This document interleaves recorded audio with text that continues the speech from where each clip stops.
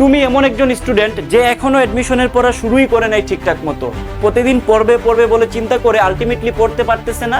প্রচুর ডাউট হচ্ছে নিজের উপরে যে ভাই লক্ষাধিক স্টুডেন্টদের মধ্য থেকে যুদ্ধ করে আমি একটা সিট পাবো কিনা, স্বপ্নে পৌঁছাইতে পারবো কিনা, ডাক্তার ইঞ্জিনিয়ার কিংবা পাবলিকিয়ান হইতে পারবো কিনা। এবং দিন শেষে 1 ঘন্টাও পড়া হয় না, কোনো একটা কোচিংয়ে হয়তো ভর্তি হয়ে আছো, ওইখানে ক্লাস জমে আছে এবং তুমি পরীক্ষাও ভালো করতে পারতেছো না। দিন শেষে ডিপ্রেসড হয়ে তুমি বাসায় বসে অলসতার জীবনযাপন পার করতেছো। আমি তোমাকে বলতেছি, তোমার লাইফে দেখা বেস্ট একটা ভিডিও হতে যাচ্ছে এইটা। আমি এখানে সাইন্টিফিক্যালি এবং সাইকোলজিক্যালি আমার যত অভিজ্ঞতা আছে স্টুডেন্টদেরকে নিয়ে, ওগুলো অ্যাপ্লাই করে একটা গাইডলাইন সেশন নিচ্ছি এখন। যদি মনোযোগ দিয়ে তুমি এটা দেখতে পারো, আমি তোমাকে গ্যারান্টি দিচ্ছি এই একটা ভিডিও তোমার পুরো অ্যাডমিশন লাইফ জুড়ে হেল্প করবে এবং তোমার আর কোনো ভিডিও দেখার প্রয়োজনই হবে না।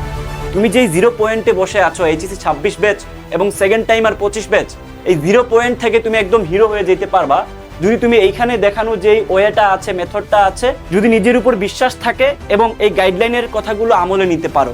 তো প্রথমেই তোমাকে টার্গেটটা সেট করে নিতে হবে। গন্তব্য যদি না জানো তাহলে কিন্তু তোমার পক্ষে আগানোটা পসিবল না। তুমি কিছু দূর যাওয়ার পরে কনফিডেন্ট হারায় ফেলবা, এনার্জি চলে যাবে এবং তুমি গিভ আপ করে ফেলবা।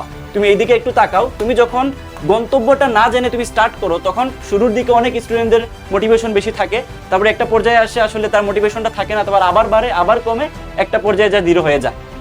অর্থাৎ যদি সে গন্তব্যটা না জানে, জাস্ট স্টার্ট করে দেয় সবার মতো করে, তাহলে সে একদিন একটু মোটিভেশন পায়া পড়ে, আরেকদিন এই যে দেখো পড়াশোনা একদম বাদ দিয়ে দেয়, অলসতার জীবনযাপন করে, তারপর আরেকটু মোটিভেশন নিয়ে আরেকটু পড়ে, তারপর একটা সময় এসে গিভ আপ করে ফেলে।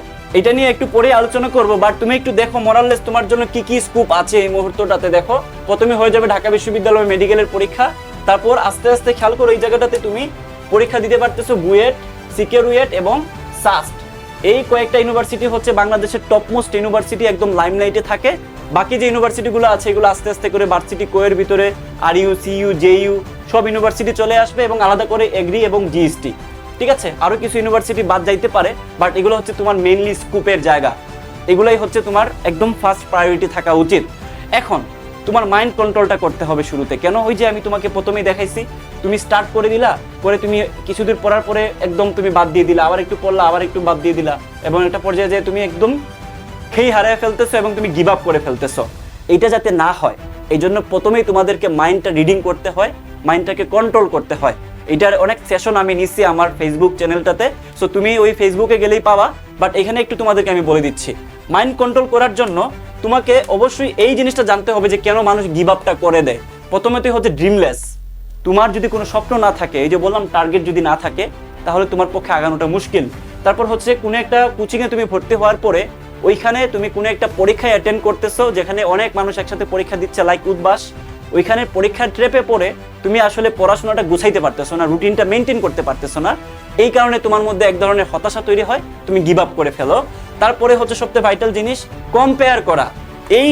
এই যে কোচিংগুলো আছে, কোচিংগুলোতে যেটা হয় যে তোমাকে একটা অদ্ভুত রকমের কম্প্যারিজনের মধ্যে ফালায় দেওয়া হয়, যার কারণে তোমার মধ্যে প্রচুর পটেনশিয়াল থাকার পরেও, তোমার মধ্যে প্রচুর এনার্জি থাকার পরেও তোমার কিন্তু মানতে বাধ্য হয় যে তুমি তোমার অন্যান্য বন্ধু বান্ধব কিংবা বাংলাদেশের অন্যান্য স্টুডেন্টদের থেকে অনেক পিছায় আছো এবং তোমাকে দিয়ে সম্ভব নয়।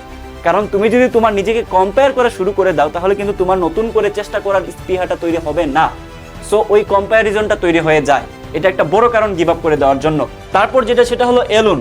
দেখো অ্যাডমিশন ফেজটাতে একটু সংঘবদ্ধভাবে পড়াশোনা করাটা জরুরি।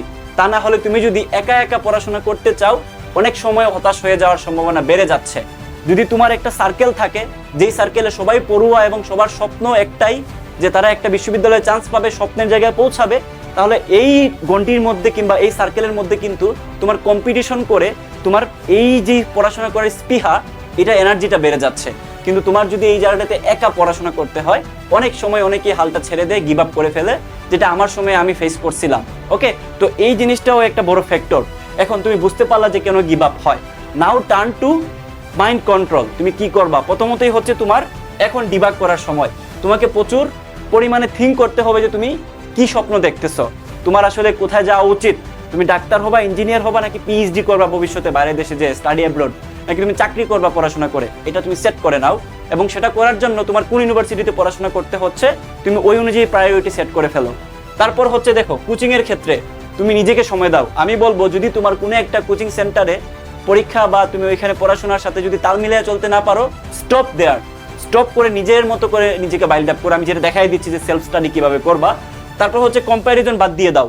তুমি দেখবা যে উদ্ভাসের যেই উইকলি এক্সামগুলো আছে এখানে যারা টপের দিকে থাকে সাধারণত এরাই চান্স পায়, বাট এখানে একটা খেলা আছে, যারা সিরিয়ালের মধ্যেই থাকে না তারা কিন্তু অনেক ভালোভাবে তুমি খোঁজ নিলেও জানতে পারবা যে তারা টপের দিকে চলে আসে। এবং অনেক সময় ঘটে কি যে যারা টপ করে বারবার এরাও চান্সটা পায় না। তার মানে এই জায়গাটাতে অবশ্যই সেট করে দিয়ে দেয় না একদম 100% যে তোমার একটা র্যাঙ্ক তোমাকে একটা বিশ্ববিদ্যালয়ে চান্স পাইয়ে দিচ্ছে এবং তোমাকে বাবাইতে বাধ্য করতেছে যে তোমার পক্ষে চান্স পাওয়া পসিবল না। সো এটা ম্যাটারই করে না, এইভাবে চিন্তা করে তোমাকে নিজের মতো করে নিজেকে বাইল্ড আপ করতে হবে। তুমি হয়তো এখন মার্কস পাচ্ছ না, বাট তুমি কিছুদিন প্রস্তুতি নাও নিজের মতো করে, নিজের উইকনেসগুলো ফাইন্ড আউট করে তারপর যে তুমি পরীক্ষা দাও, তাহলে তোমার পক্ষে ফাইট করাটা সম্ভব হবে। বাট আগেই যদি তুমি কম্পেয়ার করে ফেলো নিজের পরীক্ষার যেই আউটপুটটা আছে এইটা তুমি অন্যের যে পরীক্ষার আউটপুট আছে এটার সাথে যদি তুমি কম্পেয়ার করে পরীক্ষা দিয়ে তুমি নিজের হালটা ছেড়ে দাও, তাহলে কিন্তু তোমার পক্ষে আগানো সম্ভব নয়। ওকে, এবার হচ্ছে টার্গেট। দেখো আমি যেটা প্রথমে বলছিলাম যে কিভাবে তুমি সেট করবা, এই মুহূর্তটাতে বেসিক বা ইনিশিয়েশন যেটা হচ্ছে সেটা হলো রেজাল্টের উপরে তুমি অনেক কিছুই সেট করে ফেলতে হবে, বাধ্য, তুমি সিস্টেম তোমাকে বাধ্য করতেছে। প্রথমত দেখো, যদি তোমার এ প্লাসটা আসে, তাহলে যাদের এ প্লাস আসে তাদের মেইন টার্গেট মূলত থাকে বুয়েট, সিকে রুয়েট, তারপর হচ্ছে মেডিকেল এবং এখানে তোমার ঢাকা ইউনিভার্সিটি সহ আরো ইউনিটও থাকে, বাট এগুলো হচ্ছে একদম সামনের সারিতে এগ্রি সহ। তো এখন যদি তোমার কোনো কারণে এ প্লাসটা না আসে, তাহলে তোমাকে ডেফিনেটলি হতাশ না হয়ে দেখো ডিইউ, সাস্ট এবং ভার্সিটি ইউনিটের দিকে ফোকাস করতে হবে। তোমার যদি কোনো কারণে মনে হয় যে ভাই আমি ইঞ্জিনিয়ারিং পড়তে চাই, আমাকে তো বুয়েট আর সিকিউরিট বসতে দিচ্ছে না, বাট তোমার জেনে থাকাটা জরুরি আরেকটা ইউনিভার্সিটি আছে যে ইউনিভার্সিটি এদের মতো সমান কারিকুলাম অফার করে থাকে এবং তাদের ইঞ্জিনিয়ারিং যে ফ্যাকাল্টিগুলো আছে এগুলা ওই ইউনিভার্সিটির ডিপার্টমেন্টের সাথে প্যারালালে আগাচ্ছে, সেটা হলো সাস্ট। সো তোমার এই জায়গাটাতে হতাশ হওয়ার কোনো জায়গাই নাই। তুমি ঢাকা ইউনিভার্সিটিতেও সুযোগ পাচ্ছ, তোমার জিপিএ খারাপ হইলে তুমি সাস্টেও কিন্তু সুযোগ পাচ্ছ। সাস্টে কিন্তু জিপিএতে মাত্র 7 পয়েন্ট থাকলেই পরীক্ষায় বসা যায়, ঠিক আছে? তো তুমি যদি ভালো মতো প্রস্তুতি নিতে পারো তাহলে কিন্তু তোমার পক্ষে চান্স পাওয়াটা আহামরি কঠিন নয়। এদিকে ভার্সিটি ইউনিট তো পড়েই আছে। এবার আসো, তুমি এখান থেকে সেট করে নিলে যে তুমি কি পড়বা বা কোথায় তুমি অ্যাকচুয়ালি টার্গেট রাখবা। এরপর হচ্ছে সেকেন্ড যেই ব্যাপারটা সেটা হলো মাইন্ড সেট করো।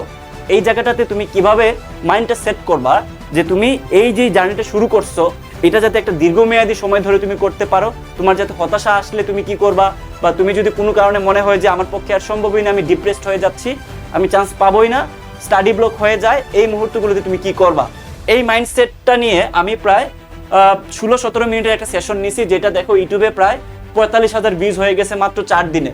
তুমি যদি নিজের মাইন্ডটাকে কন্ট্রোল করে পড়াশোনায় একটা লম্বা টাইম ধরে ফোকাসড হইতে চাও, তাহলে আমার এই যে দেখো মাত্র 4 দিন আগে আপলোড করা ভিডিও 45,000 ভিউজ হয়ে গেছে, যেখানে আমি প্রতিদিন 16 ঘন্টা পরে একটা সাইন্টিফিক পদ্ধতি বলছি প্রায় 16 মিনিট ধরে, যেখানে আমি তোমাদেরকে সাইন্টিফিক্যালি সাইকোলজিক্যালি কিছু পয়েন্ট এবং কিছু তথ্য তুলে ধরছি যেটা আসলে অ্যাকচুয়ালি হিউম্যান বিং ব্রেইনটা আসলে ফাংশন করে। তো বুঝাইতে পারছি? তো তুমি ওই ভিডিওটা দেখে নিও, তাহলে কিন্তু তোমার পক্ষে এই যে অপশনটা মাইন্ড সেট করা এটা ঠিক হয়ে যাবে অলরেডি। ওকে, আচ্ছা গেল। তারপর হচ্ছে স্ট্রং, মিডিয়াম, উইক এবং জিরো। এখন তুমি মনে করো যে এই কয়েকটা জায়গায় তুমি শিওর হয়ে গেছো যে আমার টার্গেটটা কি, মাইন্ডসেটটা কি। ওকে, এবার তোমাকে সেট করে ফেলতে হবে স্টার্ট করার আগে যে তোমার এই যে physics, chemistry, math, biology 4 subject ধরে নিচ্ছি, তোমার অন্য সাবজেক্টও থাকতে পারে। তুমি ঠিক করে নাও যে তোমার এই সাবজেক্টগুলোর মধ্যে কোন সাবজেক্টটা তুমি সবথেকে বেশি ভালো পারো, ঠিক আছে? ওইভাবে করে তুমি সিনক্রোনাইজ করে সাজাও। মনে করো তুমি ফিজিক্স ভালো পারো, তাহলে ফিজিক্সের মধ্যে তুমি কোন চ্যাপ্টারে সবথেকে বেশি স্ট্রং, সবথেকে বেশি মিডিয়াম, সবথেকে বেশি উইক এবং একদম জিরো, মানে টাচই করো নাই কোন চ্যাপ্টারগুলো, জাস্ট তোমাকে একটু আলাদা করে নোট ডাউন করে ফেলতে হবে একটা ডায়েরির মধ্যে। তাহলে তুমি যদি এই কাজটা করতে পারো, যেটা হবে ভাইয়া, তুমি শুরু করার আগে একটা রোড ম্যাপ দেখে ফেললা যে আচ্ছা আমার এই চ্যাপ্টারগুলো ভালো স্ট্রং জোন আছে, এই চ্যাপ্টারগুলো আমি কম পারি, এই চ্যাপ্টারগুলো আমি একদম ধরেই নাই। তাহলে তুমি আগে থেকে রোড ম্যাপটা জানলা যে তোমার অ্যাকচুয়ালি কি করতে হবে, কোন চ্যাপ্টার কতটুকু সময় দিতে হবে এবং তোমার আসলে পড়াশোনার সিস্টেমটা কেমন হবে। সবার সব রকম সিস্টেম হবে না, ঠিক আছে? তুমি যদি ইন্টিগ্রেশন ভালো পারো, আরেকজন ইন্টিগ্রেশন ভালো না পারতে পারে, তাহলে তার আর তোমারটা সেম হবে না, প্রত্যেকেরই হচ্ছে আলাদা আলাদা হবে ইন্ডিভিজুয়ালি। সো ওই কাজটা করতে হবে। করার পরে এবার আসো যে তুমি একটা চ্যাপ্টার শুরু করছো, যে আমি ভাইয়া একটা চ্যাপ্টার শুরু করার পরে অ্যাডমিশনের জন্য সবচেয়ে ভালো উপায় কিভাবে আমি বুঝবো যে এটা আমার ভালো মতো হয়ে গেছে বা পারবো। এই কোয়েশ্চেনটা তোমাদের অনেকের ভিতরে কাজ করে। একটা ইউনিভার্সাল নিয়ম আছে, এটার নিয়মের বাইরে আর কোনো নিয়ম নাই। দেখো খেয়াল করো এই জায়গাটাতে, প্রথমতেই হচ্ছে তুমি কনসেপ্টটা পড়বা। মনে করো ফিজিক্সের ভেক্টর, ভেক্টরের উপরে যত কনসেপ্ট আছে তুমি পড়ে নিতে হবে। তারপর হচ্ছে ফর্মুলাগুলো দেখো, শুধু কনসেপ্ট পড়লে হবে না, যেহেতু তোমাকে প্রবলেম সলভিং করতে হবে, ফর্মুলাগুলো একদম নখদর্পণে থাকা লাগবে, যাতে করে তুমি দেখা মাত্র বুঝতে পারো যেটা কোন ফর্মুলাটা ইউজ করলে আনসারটা চলে আসবে। তারপরে হচ্ছে কোয়েশ্চেন ব্যাংক। তুমি যে বিশ্ববিদ্যালয়ে পরীক্ষা দিতে চাচ্ছ ওই বিশ্ববিদ্যালয়ে বিগত 10 থেকে 15 বছরের কোয়েশ্চেন ব্যাংক ঘাটাঘাটি করে সলভ করে ফেলো, ওই চ্যাপ্টারে যেই কনসেপ্ট পড়ছো, যে ফর্মুলা পড়ছো ওইগুলা থেকে। ওকে, অবশ্যই এখানে শর্টকাট থাকবে এবং ওই ইউনিভার্সিটির ক্রাইটেরিয়া অনুযায়ী যা টিচাররা চান ওইগুলা ইউজ করে তোমাকে সলভটা করতে হবে। এরপরে যে ভাইটাল পয়েন্ট সেটা হলো এক্সাম। তুমি এক্সাম দেওয়ার মাধ্যমে বুঝতে পারবা যে তুমি ওই চ্যাপ্টারটার উপরে ঠিকঠাক মতো পারফর্ম করতে পারবা কি পারবা না, পরীক্ষা হলে তুমি আনসার করতে পারবা কি পারবা না। যখন তুমি পরীক্ষা দিয়ে বুঝতে পারবা যে ইয়েস আমি এই চ্যাপ্টার থেকে 90% বা 80% প্রবলেম সলভ করতে পারতেছি, তার মানে তুমি ধরে নিবা যে তোমার ওই চ্যাপ্টারটা অ্যাডমিশনের জন্য 100% ঠিক হয়ে গেছে, জাস্ট একটু রিভাইজ করলে হয়ে যাবে। তাহলে কি বুঝতে পারতেছো যে অ্যাডমিশন ফেজটাতে এসে একটা চ্যাপ্টার তুমি অ্যাডমিশনের জন্য কিভাবে পড়াশোনা করবা? আশা করি বুঝতে পারছো। এবার একটু খেয়াল করো, আমি তোমাদেরকে পুরো জিনিসটা একটা রোড ম্যাপের মাধ্যমে দেখাইছি। তুমি এই জায়গাটাতে আসো, মনে করো যে একদম 0 পয়েন্টে আছে, এটা হচ্ছে 0 পয়েন্ট। ওকে, তো তুমি যদি মনে করো যে তোমার এটা একটা জার্নি, অর্থাৎ এই যে 4 মাস যে সময়টুকু আছে তোমার অ্যাডমিশনের, এই 4 মাস পরে তুমি যখন একদম পরীক্ষার ডেটে যায় পৌঁছাবা, তার আগের যে ফেজগুলো এইটার দিকে একটু খেয়াল করো। তুমি দেখো এই জায়গাটাতে 0 পজিশনে আছো। এখন এই যে তুমি এই জায়গাটাতে আসছো, এই জায়গাটাতে আসার মধ্যবর্তী যে সময় সেটা হচ্ছে দেখো একবার করে সব পরে শেষ করা, অর্থাৎ তুমি এইভাবে করে স্ট্রং, মিডিয়াম, উইক, জিরো যেগুলো আছে ওগুলা তুমি সুন্দর মতো ওইভাবেই করে পড়লা। যেটা জিরো ওইটা তুমি আগে শুরু করলা, যেটা তোমার উইক পয়েন্ট এটা এরপরে শুরু করলা, এরপরে যেটা মিডিয়াম এটা এরপরে শুরু করলা, স্ট্রং পয়েন্টটা তোমার লাস্টে শুরু করলেই হচ্ছে। কারণ স্ট্রংটা যেটা আছে এটা তোমার একবার দেখলে পারতেছো, জিরো যেটা আছে তোমাকে নতুন করে শুরু করতে হবে। সো প্রথমে তুমি জিরো থেকে শুরু করবা, যে চ্যাপ্টারটা পড়োই নাই কিন্তু পরীক্ষার জন্য ইম্পর্টেন্ট। ওকে, তো এইভাবে করে তুমি সুন্দর মতো সবগুলো চ্যাপ্টার বা সবগুলো টপিক কনসেপ্ট তুমি একবার করে শেষ করলা। করার পরে দেখো এই যে মাঝখানের যে তোমার টাইম ফেজটুকু, এই যে এই মাঝখানের যে টাইম ফেজটুকু, এইটাকে আমি আর দ্বারা কি বুঝাইছি দেখো, রিভিশন। তুমি এই সময়ে টাইম জোন যেটা আছে এই কাজটুকু করতে হয়তো বা তোমার এটা এক একজনের এক এক টাইম লাগতে পারে। আমি ধরে নিচ্ছি যে এইখান থেকে তোমার একটু কাজটা মনে হয় 2 মান্থের মতো সময় লেগে যাচ্ছে। 2 মাস, যেহেতু 4 মাসের সময় আছে তোমাদের হাতে। তোমরা যখনই ভিডিওটা দেখো তোমাদের হাতে যদি ধরো 2 মাস থাকে, তাহলে তুমি ধরে নিবা এখানে 1 মাস সময় লাগবে। 4 মাস থাকলে তুমি ধরে নিবা এখানে 2 মাস সময় লাগবে। এটা তোমার মতো করে তুমি সাজায় নিবে, এটা যে কোনো সময় ভিডিওটা দেখো তোমার কাজে দিবে। ওকে, এবার আসো পরের যে ফেজটা, সেটা হলো এখান থেকে একটু রিভিশন দিতে তোমার সময় সব থেকে কম সময় লাগবে। এটা আমি ধরে নিচ্ছি মাত্র 1 মাস সময় লাগতেছে। তাহলে রিভিশন ফেজটুকুতে তোমার 1 মাসে তুমি যা পড়ছো ওগুলো আবার ঝালাই করতে হবে, আবার পড়তে হবে, আবার রিভাইজ দিতে হবে। যে যত সময় ধরে যতবার করে কোয়েশ্চেন ব্যাংক রিভিশন দিতে পারবে, প্র্যাকটিস করতে পারবে, সে বিশ্ববিদ্যালয়ে চান্স পাবে। তার চান্সটা নিশ্চিতই ধরে নেওয়া যায়। যতবার পারো তুমি কোয়েশ্চেন ব্যাংক সলভ করো।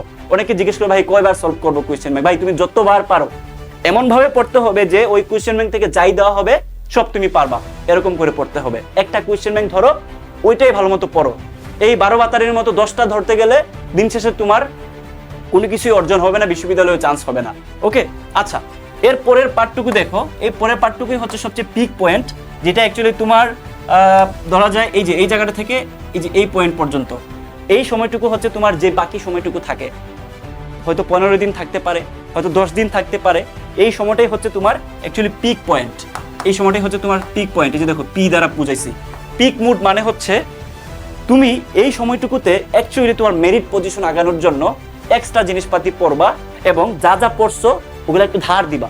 মনে করো যে তোমার কাছে একটা কি হাতুড়ি ছিল, ওটা তুমি পিটায়া, একটা লোহার খণ্ডকে তুমি পিটায়া হাতুড়ি বানাইছো, এই হাতুড়িটাকে তুমি এখন ধার দিবা যাতে করে তোমার যত বেশি ধারালো হবে তত বেশি তোমার কিন্তু কাটতে সুবিধা হবে, কূপ দিতে সুবিধা হবে।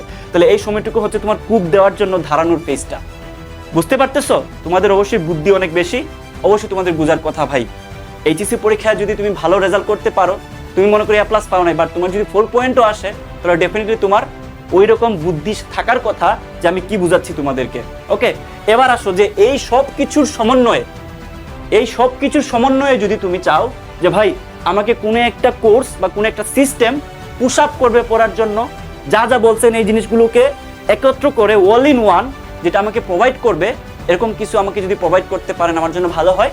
তাহলে তোমাকে আমি অফার করতেছি আমাদের এই সাস প্লাস ভার্সিটি কোয়ের যে কোর্সটা, যেখানে মূল প্রাইস কিন্তু 3000 টাকা, ডিসকাউন্ট প্রাইস আগামী 2 দিন চলবে মাত্র 1500 টাকা। এই ভিডিওটা দেখে যারা ভর্তি হবা আমাদের ওয়েবসাইট লিঙ্কে যে আমি দেখাচ্ছি একটু পরে, তারা এই একটা কোর্স যেখানে 2টা কোর্সের সমন্বয়ে তোমাদেরকে সাস্টের জন্য আলাদা ক্লাস, ডিউ বা ভার্সিটি কো জিএসটি পর্যন্ত আলাদা ক্লাস তোমাদেরকে প্রোভাইড করা হবে। তাহলে এই মাত্র 1500 টাকা দিয়ে তুমি ইঞ্জিনিয়ারিং প্লাস ভার্সিটি একদম 100% কভার করে ফেলতে পারবা। আর সাস্টের জন্য হচ্ছে আমাদের সব থেকে বেশি স্পেশাল, তুমি জেনে থাকবা জাহিদ মেথড, তারা সব থেকে বেশি কাজ করে থাকে, যদি একটু ঘাটাঘাটি করে থাকো আর কি তুমি। তো আমাদের রুটিন অলরেডি পাবলিশ হয়ে গেছে আমাদের ওয়েবসাইটটাতে, এবং আমাদের ওয়েবসাইট হচ্ছে সবচেয়ে স্মার্ট একটা ওয়েবসাইট, যেখানে তুমি যদি চাও ভাইয়া ভর্তি হবো কিভাবে, তুমি আমাদের ডেসক্রিপশন এবং কমেন্ট বক্স থেকে লিঙ্কে ক্লিক করলে এরকম একটা ফেস পাবা, তারপরে কোর্সেসে আসবা, আসার পরে তুমি একটু স্ক্রল করলেই দেখবা এই জায়গাটাতে অ্যাডমিশন বা অ্যাডমিটের একটা এনরোলমেন্টের একটা অপশন আসতেছে। তাহলে তুমি এখানে ক্লিক করে ওই নাম্বারটাতে সেন্ড মানি করে ট্রানজ্যাকশন আইডিটা তুমি সাবমিট করলে ঠিকঠাক মতো অটোমেটিক তোমার এই জায়গাতে অ্যাক্সেসটা পেয়ে যাবে। বাট তুমি যদি মনে হয় যে ভাই তাও বুঝতেছি না, তাহলে দেখো আমাদের একটা এআই বন্ধু আছে, এই যে দেখো বন্ধু, আমাদের ওয়েবসাইটে এটা সব থেকে ইউনিক একটা পার্ট, যেটা হয়তো তুমি অন্য কোথাও পাবা না। আমরা ওয়েবসাইট এমনভাবে তৈরি করে রাখছি যাতে করে তুমি এই অ্যাডমিশন ফেজটাতে একদম 100% পিওর সার্ভিসটুকু তুমি পেয়ে থাকো এই 1500 টাকার মধ্যেই।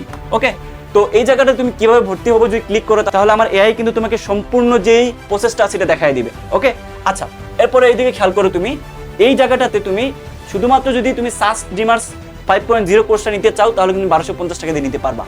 ঠিক আছে, যদি তুমি ভাই আমি ভার্সিটি কো খালি নিতে চাই তাহলে তুমি মাত্র 1000 টাকা দিয়ে নিতে পারবা, ডিসকাউন্ট প্রাইস আরো 2 দিন থাকবে। আমাদের ক্লাস কবে শুরু হবে ভাইয়া? আমাদের ক্লাস শুরু হবে 10 সেপ্টেম্বর থেকে। তুমি যখনই ভিডিওটা দেখো তখনই ভর্তি হতে পারবা। আমাদের ক্লাস রেকর্ডেড থাকবে, লাইভ ক্লাসগুলো, এক্সামও থাকবে, যা যা হয়ে যাবে সবগুলোই আমাদের এখানে ওয়েবসাইটে সেট করা থাকবে। সো তুমি যখনই ভর্তি হও তুমি তখনই সবকিছু পেয়ে যাবা। ওকে, আচ্ছা, তো দেখা হচ্ছে তোমাদের সাথে ক্লাসে। একটা চমৎকার জার্নি তোমার সাথে হবে ইনশাআল্লাহ। এখানে শুধুমাত্র যে পড়ানো হবে ব্যাপারটা এমন না, পড়াশোনার পাশাপাশি একটা ইউনিক ব্যাপার থাকবে, সেটা হলো তোমাদেরকে মেন্টালি প্রিপেয়ার করার বিষয়টুকু। দেখা হচ্ছে ক্লাসে। আল্লাহ হাফেজ।